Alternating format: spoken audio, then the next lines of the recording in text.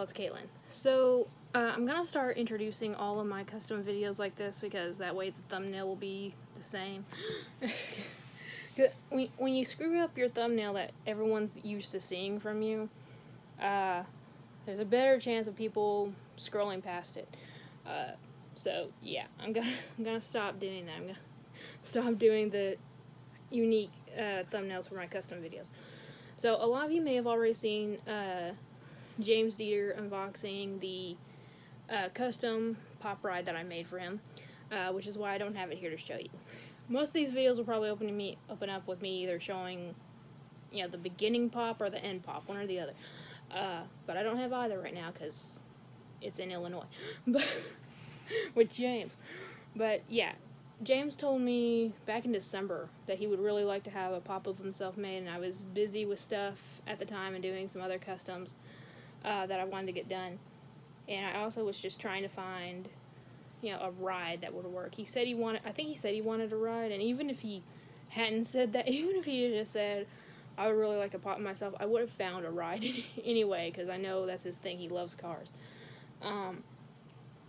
So I eventually settled on James Bond. I found one out of box that was pretty decent amount to pay for it. Now, the very first part of this process, I'm just going to start explaining it right now because I did not film it. I didn't film it on purpose because I wasn't sure how to do it. So, I've never done a rides before at all. So I really had to think about how I was going to take it apart in order for me to paint it. Because the figure itself, like the James Bond figure, was the most important because I wasn't going to swap it out with another pop. I was going to use that pop. So I had to get it out of the car. Now, I could not do the usual way of doing it, which is putting it in, you know, either steaming or boiling hot water to loosen it, because the car was, you know, two separate pieces. If I had put it in water, the water would have leaked into the car, and I wouldn't have exactly been able to get it out. And standing water over time would mold and mildew. Not exactly something I'm going to give to a friend. So I really had to think about how I was going to get this guy out. Because initially I didn't want to take the car apart. So I tried a hairdryer, and it probably would have worked if I was a little bit more persistent. I know I would have been able to get the head off that way, but I don't know about the body, honestly. And I had to get the body out of there because I had to not only paint it, but also sand and sculpt some stuff on it.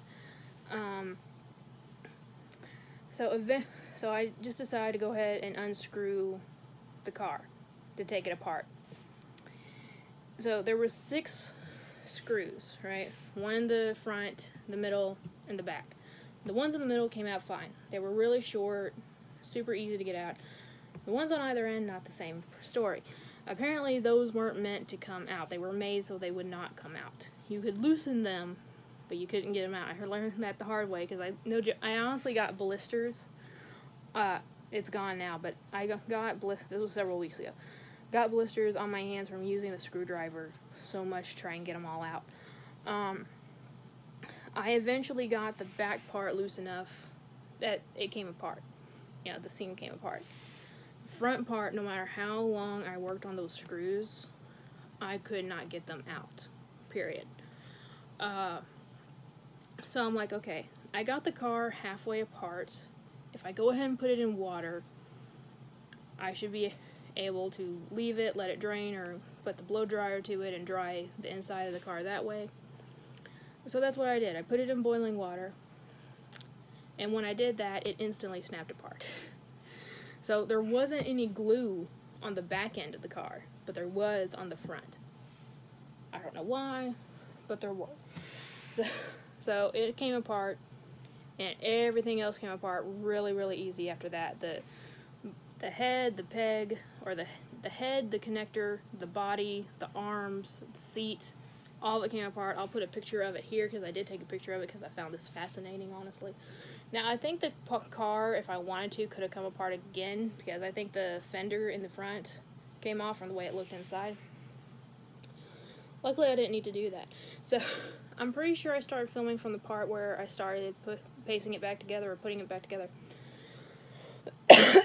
And it was a process.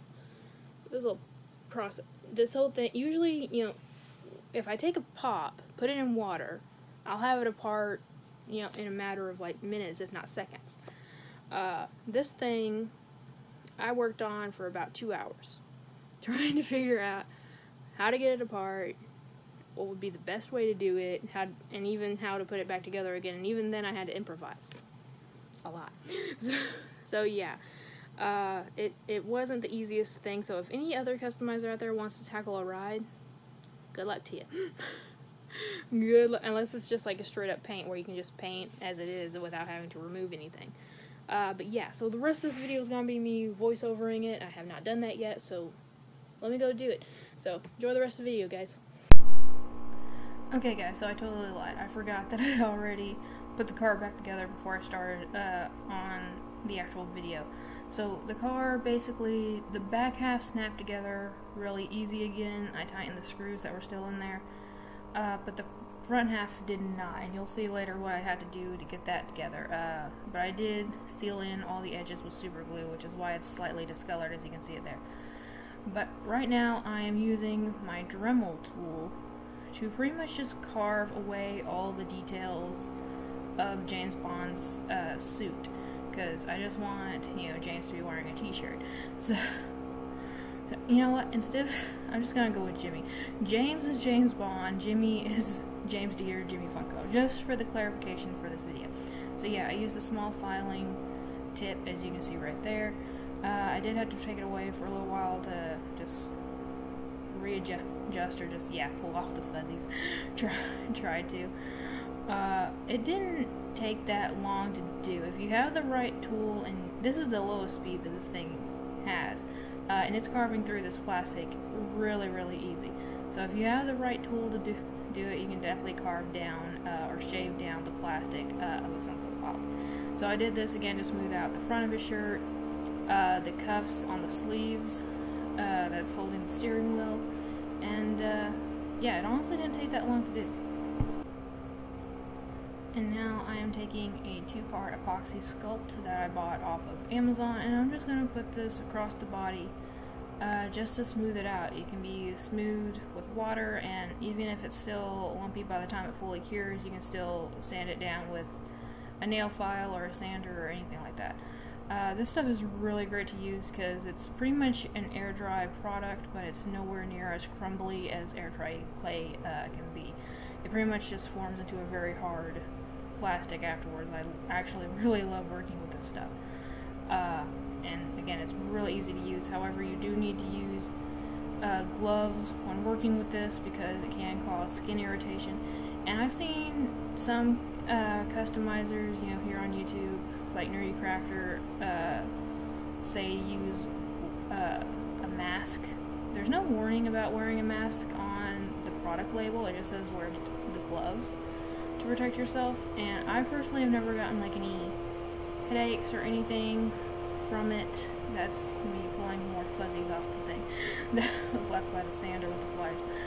But yeah, I just use water to smooth it out, clean water preferably, just to smooth it out to make it as seamless as possible, then go back with my sander afterwards, and it takes about 12 to 24 hours for it to fully cure. For this part, I was out of frame for a lot of it, but yeah, you can see me using more epoxy clay. I said there was a gap between the two pieces of the car, so I just fixed it with that. I just put the epoxy in there and smoothed it down on the bottom.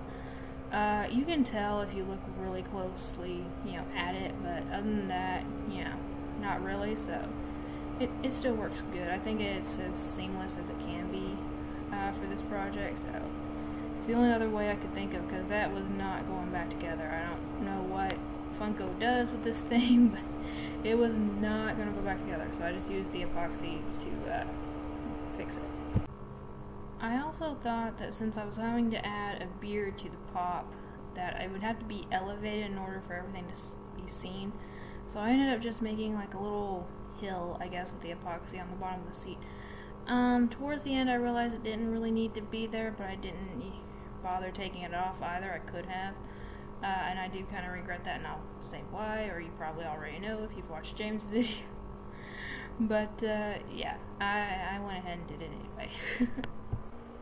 In order to save myself from sculpting a beard, which now I didn't even really need, because as soon as I finished this thing, Jimmy shaved his off. But anyway, I'm using this Snow Tex. It's basically snow texture. I think I got this at Hobby Lobby around Christmas time, and I was using a little dab of it for some of my Christmas customs. But I suck at sculpting hair. I really do. It's something I really need to work on, but why when I have this stuff that can work for, like, beard hair? So that's what I did. You just have to stir it up with a paintbrush, and I used one of my glue brushes. I put a little piece of duct tape on the end of my glue brushes just so I don't get them mixed up with my actual, like, ones I use for paint. But anyway, this stuff is really easy to use. You basically just dab it on. It is kind of a little hard to control because of that, but not that much. As you can see there, I have to like wipe a little bit of it away because basically, I don't know what this texture really is, like what it's made out of, but there's so much like just plain white paint that it just kind of smudges a lot, and you have to see I have to like wipe it off my brush to get it on there. But yeah, you just dab it on and make it, you know, as thick as you want. So obviously, you know, I made mine thicker in the middle for his chin, but this stuff, it says it takes about 12 hours to dry, and if it's a very thick piece, then yeah. But on the ends, as you can see, I put it there, those dried within a couple hours, and it dries solid, but if you come back to it and it's not fully dry, it'll feel foamy, almost spongy, like a squishy or something. It won't like deteriorate. You won't like, you know, mess it up if you poke it or anything. That's why I like this stuff so much. If you touch it, you won't like screw it up if it's, as long as it's not like fully wet. So it's really easy to work with, and yeah, I'm really liking this. After a full day of allowing the epoxy and stuff to dry and then sanding the epoxy down a little bit, everything's ready for paint. So for the car, for a minute I thought, you know what, let's just go a little bit different, maybe make it bright red or something. But I'm like, nah, James is probably one of those guys that really likes the, like, some people like really wild, like take a classic car and just like completely make it wild, and some really likes keeping it, you know, classic, and either way is fine. And I imagine James is the latter. I don't know, but I have a feeling. So I looked up actual pictures of, you know, an actual model of this car, which I cannot remember what it is, I'm sorry. And it did show that probably the next most popular color other than silver was black, so that's what I did. I just put 2 coats of black acrylic paint all over this thing. Now when you're doing cheaper plastic like this car is made out of, with acrylic paint, it is a little bit fragile. If you drop it or anything, it will chip off. If you drop a pop, it could or could not chip off, just depending. But on this kind of plastic, it'll chip off. So, yeah, it is a little bit dangerous, I guess, in that aspect. So all the silver on the car I painted black, including the bottom. I did do that after this. But the silver accents, the part around the window, the fender, the headlights, all of that, I just went ahead and repainted it silver. You know, I went ahead and went in with my old silver and painted it. And I don't believe the rest of the car I showed being painted. I will give you guys close-ups of what it looks like after I was done with it. But yeah, as you can see, I'm just having to put the car in kind of like weird angles, especially when I got to like the front end or the back end. So yeah, and I didn't do anything with the tires either. But yeah, I just wanted to show you guys quickly me painting the car. On a lot of my like personal, you know, the stuff I made just to like either keep for myself or sell that I don't record, I've honestly found myself neglecting the base coat and just going straight in with the actual paint. But honestly, if you want it to look as professional as possible and also do it as quickly as possible, then you do need a coat of, at least one coat of a base paint of just plain white. If you have gesso, that would actually work pretty much the same. I honestly haven't really worked with gesso. Everyone else uses gesso. I'm pretty sure it's just acrylic paint. I could be wrong. I might need to get a bottle and try it one day. But I painted his shirt, his sleeves, and his pants white so that I could come in later with the color. And then I go in and paint the shirt red and just give him some jeans. I think I started out with like really light colored jeans and then went into a darker color. And I did not paint them fully. I did not do that. Like with the pants, I did not do it like all the way, like all around. Now I kind of wish I did, because when you look at James's video, the glue that I used just came off in the shipping, which, you know, this thing didn't come with a box, so that's why. You know, it just got jostled around a little bit, even though I was trying to be careful with it, with the way I packed it, but obviously not enough. So I do wish I went ahead and just painted all of the pants and stuff. But anyway, I did paint all the sleeves, and I did paint the steering wheel and the seat a very light gray color. I did not do that on camera, and actually the steering wheel was kind of like a last minute. I was going to keep it brown, but then it looked horrible. So I did not paint those on camera, but yeah, the steering wheel and the seat did come in and get a paint job at like last minute. Okay, so James's hair is already painted because I forgot to turn off or turn on the camera. But anyway, so I mixed up like a reddish brown, more brown than red color for it. But I got a lot of spaces around the hairline and the beard, and I had to go in with acetone. So that's what I'm doing with those, with that little mini Q-tip, I guess you could say, almost. I still don't know what this thing is. It's like a little fuzz. It's just like a little fuzz on a stick. That's honestly all it is. But with using acetone, and I wanted to use that because it was so small, but the acetone was eating through the glue that was holding that fuzzy stuff on. So yeah, not the easiest thing, especially since usually you guys, unless you go in like a sweeping motion, which I don't do because it annoys me, I don't know why. It just sort of spreads, and I did have to end up going in with a Q-tip. Otherwise, I would have to paint the entire head another flesh tone, and I really did not want to do that. I did not want to do that at all because it looks horrible when I have to because of the paint strokes. I'd have to water down my paint really good to do that, and I just don't have the patience for it most of the time. But yeah, I'm even trying to dab off a lot of the acetone, but still, I went through all the ones I had left of these things, and then I had to switch to Q-tips, so yeah, that was the biggest downside, probably, just to the paint job, trying to go around the beard and the hairline, just trying to clean up what I was doing, so yeah. So here's just a couple still shots of the front and back. So the front of the car, for the front license, I just simply put Jimmy Funko in plain writing. As you can see, I kept a lot of the details the same. Now the headlights, you'll see in a minute, I repaint over the white with the glow-in-the-dark paint. And then on the back license plate, you can see JD, which is, you know, his initials, James's initials. And then the numbers, I ended up asking James what are two favorite pops in his collection. And he said the Luffy One Piece pop and the DeLorean ride. Luffy is number 98 on the pop box. The DeLorean is 02, so that's where the numbers on the license plate came from. And you can also see I painted on a little Funko crown on that emblem. I don't know what it is, but yeah, a lot of the colors on here I just kept true. The yellow, white, and red taillights and all that is just... Okay, so I lied. I thought I had... I think not filming the very beginning of this made me forget to film a lot of the rest of it.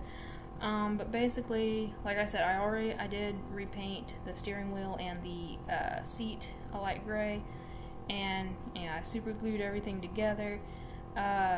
Super glue didn't hold just because of how I did that little bump on the bottom of the seat, I think, mainly.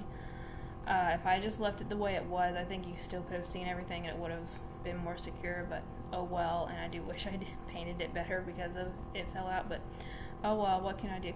I'm just really happy that, yeah, James enjoyed it. But just so you guys know, for the car, I did not use my regular watered down Mod Podge. For the pops, I usually just mix matte Mod Podge with water, to make it more matte, basically. But for the car, I really wanted it to make sure it was like heavy duty, so I put about 2 to 3 coats of just pure Mod Podge on it. So, and then the rest I used the watered down stuff. But yeah, this was really fun to do. For some reason, it's not letting me upload the picture I took of the headlights glowing in the dark to my editing software. So what I'm going to do after this video has been posted, I'm going to put a picture, pretty much exactly what the picture you're seeing now, and a picture of the headlights glowing on my Instagram. So if you guys want to see that, you can check it out there. And if you haven't seen Jimmy Funko unboxing this thing yet, I will leave a link to that video down the description box below. You know, James has bought a lot of stuff for me over the years without me asking him. He's got me signed stuff and pieces I've been desperately needing for my collection, and he did not have to do that at all, but you know, he's really sweet and nice that way. So when he asked me to do this, you know, how could I say no? I'm just sorry that it took me so long. But anyway, I hope you guys enjoyed this video. Again, go over and say hi to James if you haven't already, and thank you guys so much for watching. Remember, like always, it's a community, not a competition. I'll see y'all later. Bye.